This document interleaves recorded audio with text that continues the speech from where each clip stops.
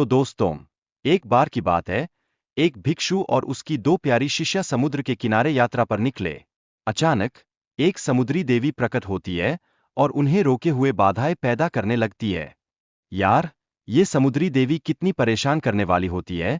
जैसे किसी की माँ ने कह दिया, तुम्हारी यह शर्ट मैंने धोई है, वापस मत पहनना। अब मल्टीवर्स की दुनिया में जाते हुए भिक्षु की मुलाकात एक प्यारी सी लड़की से होती है और उसे देखते ही उसका दिल ऐसे धड़कने लगता है जैसे वो पहली बार कैफेटेरिया में पिज्जा देखकर होता है।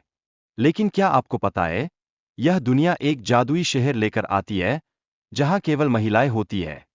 भैया, यहां तो पुरुषों का नामोनिशान भी नहीं।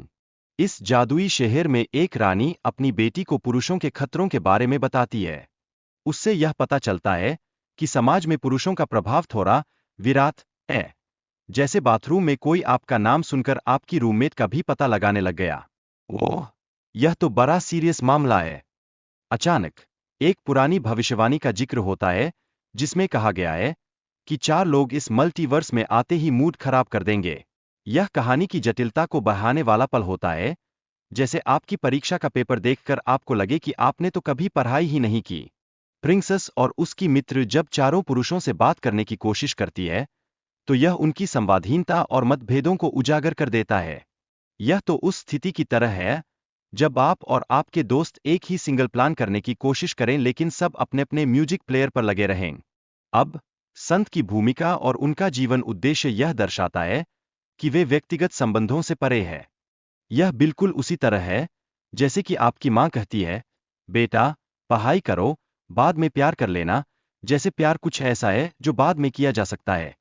जैसे जैसे संत और राजकुमारी की बातचीत होती है, हमें यह समझ में आता है कि उनके बीच प्यार है, लेकिन संत की जिम्मेदारियां उसे रोकती है।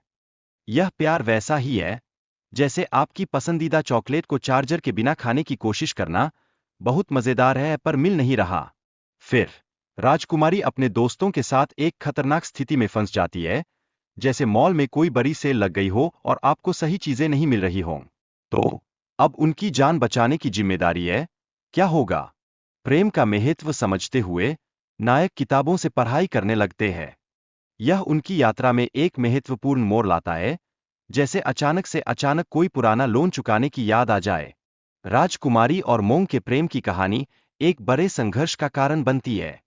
राजकुमारी अपनी मां से मोंग को मुक्त करने का अनुरोध करती है, जैसे कोई छात्र अपनी रूममेट से कहे कि डेटिंग के लिए थोड़ा जज करना बंद करो। तब राजकुमारी और मोंग को समुद्र में फेंक दिया जाता है, जहां उन्हें जीवित रहने के लिए काफी मुश्किलों का सामना करना पड़ता है।